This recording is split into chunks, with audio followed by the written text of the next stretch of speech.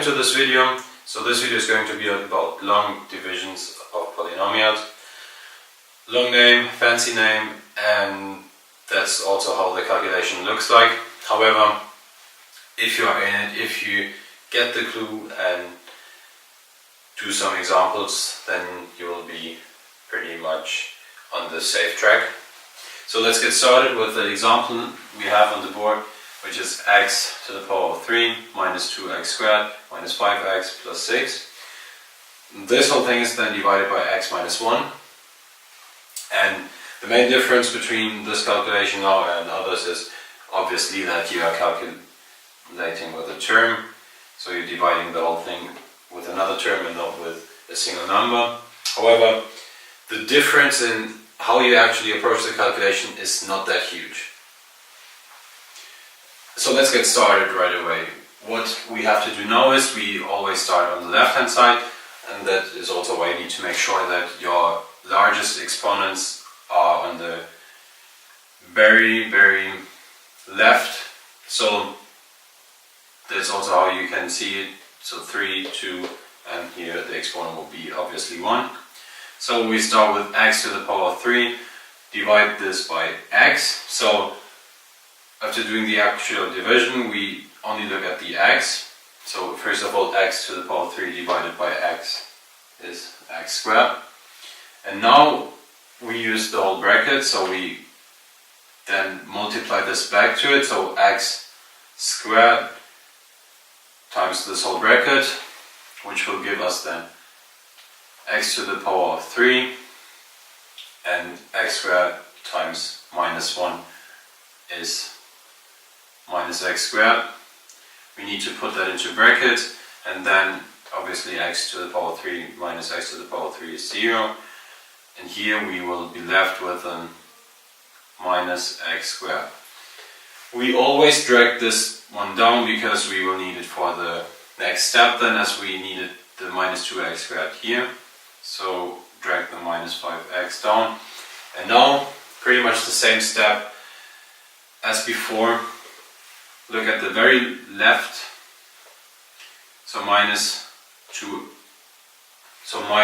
x squared divided by x, and then you're good to go. So minus x is then basically the result of those two numbers, and then again minus x times this whole bracket, so we multiply it back again. We will be then left with a minus x squared, and minus x times minus 1 is a plus x, brackets around that, and a minus sign. This is pretty much also something that you definitely do not want to forget, because if you forget the brackets and you have some, even if it's one minor mistake with the signs in front of the numbers, then your whole calculation will be wrong, and you definitely do not want that.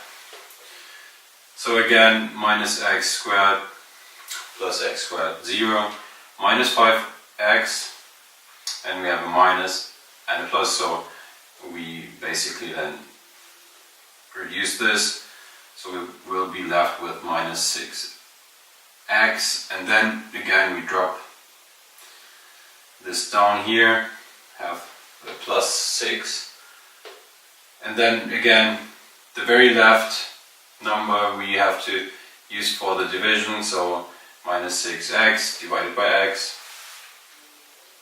and the result is a minus 6. Again minus 6 times x minus 1, and what we will be left with is then pretty much the same term as already given, and then again we just basically subtract the whole thing, and we will be left with a 0, so we don't have any remainder. And now this is pretty much what we got now from doing the division. And you might be wondering now, why the hell are we doing this? So what is the reason behind that? How do you need that? What does that bring that to my life? So in life that doesn't bring you that much. However, in mathematics it's pretty useful, because Imagine now you have a task where you need to find the zeros of, well, this function here. And if you have to find the zeros of this function, you cannot just go there and try to reduce it by an x, or I don't know, factor on x out, do the PQ formula or ABC formula. So basically the only thing that you are left with is then doing the long division of the polynomials. And although this looks kind of difficult now if you look at it, and it looks kind of unnecessary, you will see now the logic, because the very first step that you need to know is, if you have kind of a task like that, so that you need to find the zeros of this, you will need to guess like the first zero, which also sounds a bit more difficult than it actually is, because finding the first zero or guessing the first zero, especially in school, is not that difficult, because your teachers will make sure that the zero will not be that hard to find and that you will actually be able to guess it. And in this case, the first zero that you will be guessing is x equal to 1.